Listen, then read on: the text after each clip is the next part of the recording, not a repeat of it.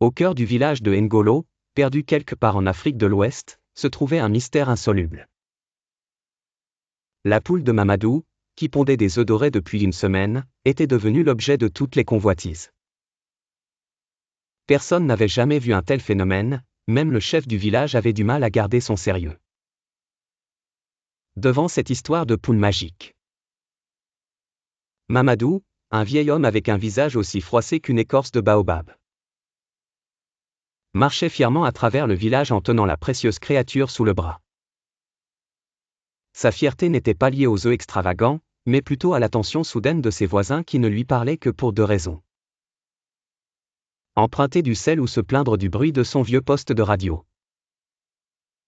Un jour, Mamadou, désireux de partager sa fortune avec la communauté, convoqua une réunion de village. « Mes amis, ces œufs ne sont pas pour moi seul. Je propose un concours de talent. Le village le plus talentueux aura un de ces œufs sacrés. » Le concours fut annoncé et la nouvelle se répandit comme une traînée de poudre, atteignant même les villages voisins. Chanteurs, danseurs, conteurs, chacun affluait pour tenter de remporter le trophée doré. Le jour du concours, la place du village ressemblait à un festival de sons et de couleurs. Le clou du spectacle fusait, un jeune garçon, qui fit une démonstration de danse acrobatique dans laquelle il imitait un poulet pris de folie. Le public était en délire, et même la poule, témoin muet de ce spectacle, leva la tête de surprise. Kanzé se précipita pour recevoir l'œuf tant convoité. Un journaliste qui couvrait l'événement en direct pour YouTube lui posa une question inattendue.